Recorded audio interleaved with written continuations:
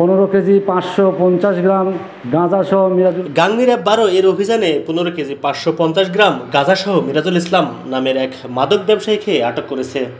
আজ রবিবার সকাল 7টার দিকে কুষ্টিয়া সদর উপজেলার বাবুইহাটি এলাকায় অভিযান চালিয়ে তাকে আটক করে। আটককৃত মিরাজুল ইসলাম কুষ্টিয়ার সদর উপজেলার বাবুইহাটি গ্রামের সর্দারপাড়ার মৃত অমেদ মণ্ডলের ছেলে। Gangni RAB 12 CPC commander Mohammad Moniruzzaman জানান, নিজ বাড়িতে মাদক নিয়ে অবস্থান করছে এমন গোপন সংবাদের ভিত্তিতে র্যাপিড অ্যাকশন ব্যাটালিয়ন র্যাব 12-র একটি অভিযানিক দল অভিযান চালিয়ে 15 কেজি 550 গ্রাম গাঁজাসহ মিরাজুল ইসলামকে আটক করে। এ সময় র্যাবের উপস্থিতি টের পেয়ে মিরাজুল ইসলামের স্ত্রী সীতা খাতুন পালিয়ে যায়। তিনি আরও জানান, আটককৃত মিরাজুল ইসলামের বিরুদ্ধে মাদকদ্রব্য নিয়ন্ত্রণ আইনে মামলাপূর্বক কুষ্টিয়া সদর থানায় হস্তান্তর করা হবে এবং তার স্ত্রীকে আটকের চেষ্টা চলছে। অভিযান পরিচালনা করে 15 কেজি 550 গ্রাম গাঁজাসহ মিরাজুলকে হাতে নাতে গ্রেপ্তার করা হয়।